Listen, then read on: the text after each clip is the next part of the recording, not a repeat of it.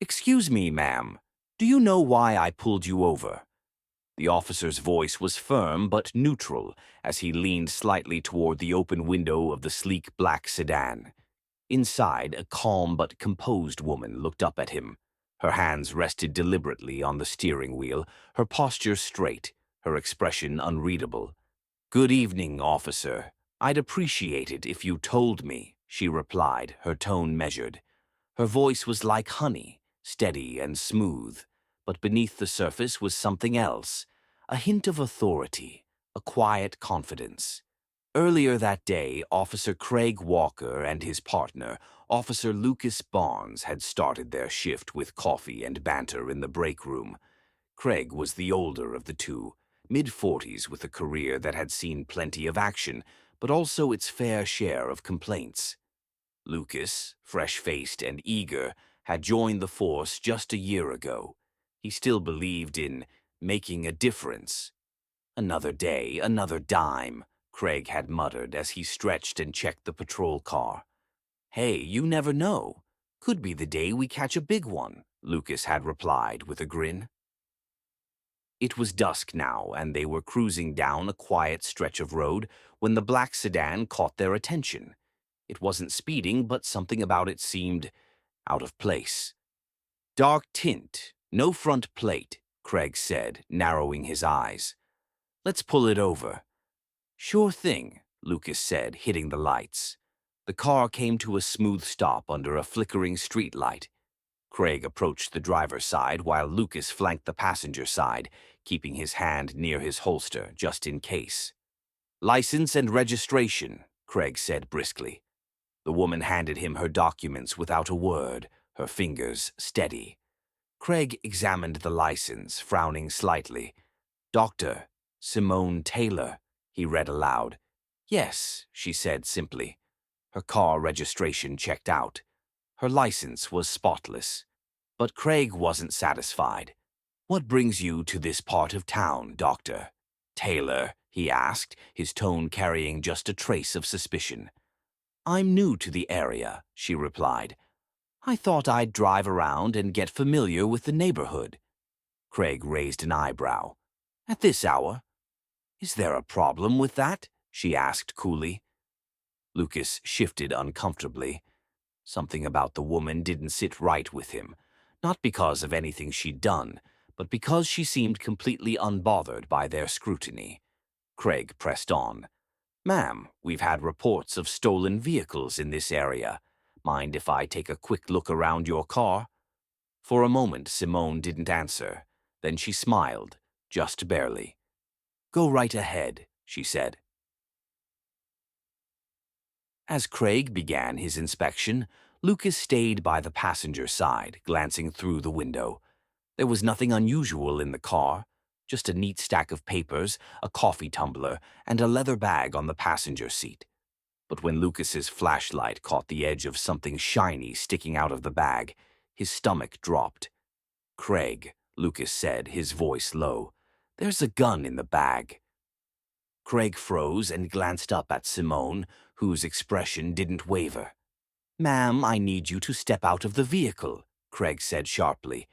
Simone complied without hesitation, moving slowly and deliberately.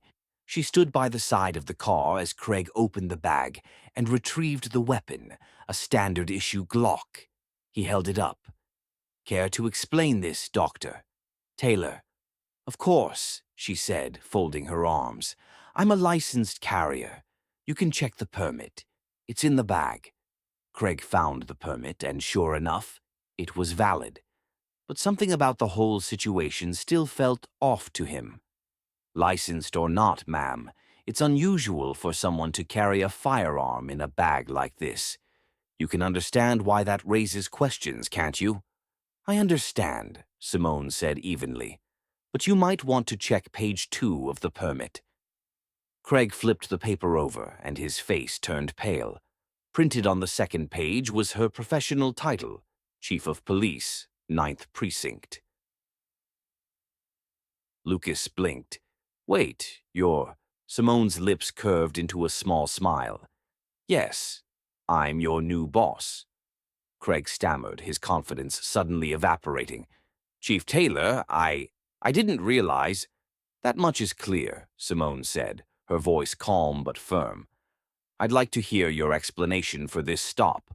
Craig swallowed hard, his mind racing. We, uh, we noticed the tint on your windows and the lack of a front plate, Lucas added quickly, hoping to soften the blow. Simone nodded slowly. Both valid reasons for a stop, though I'd expect officers of your experience to approach it with a bit more tact. Did I seem suspicious to you, Officer Walker? Craig hesitated. Well, we've had reports of stolen vehicles.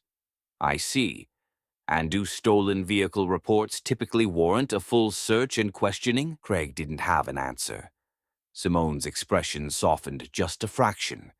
Officers, I'm aware of the challenges you face on the job.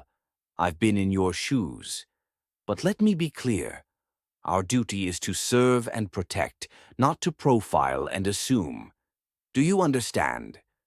Yes, Chief, Lucas said immediately. Understood, Craig muttered, his face red with embarrassment.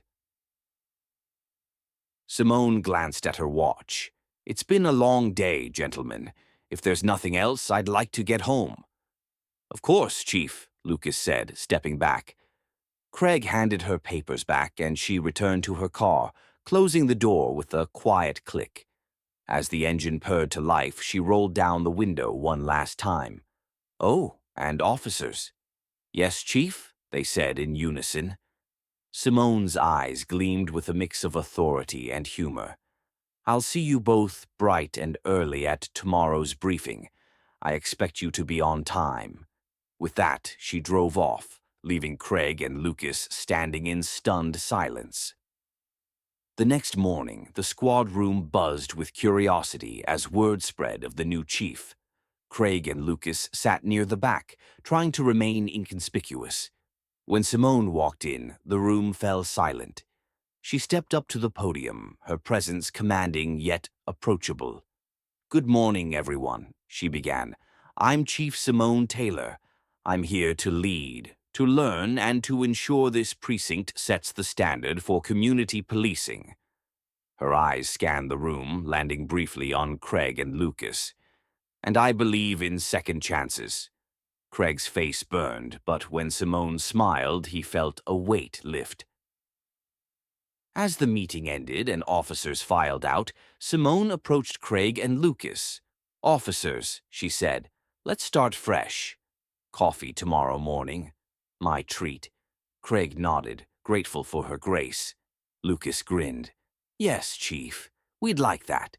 And as they left the room, Craig realized something he hadn't before. Leadership wasn't just about authority. It was about understanding, humility, and the power to inspire change, even when it started with an awkward roadside stop. And that, my friends, is how a new chief turned a tense encounter into a lesson none of her officers would ever forget.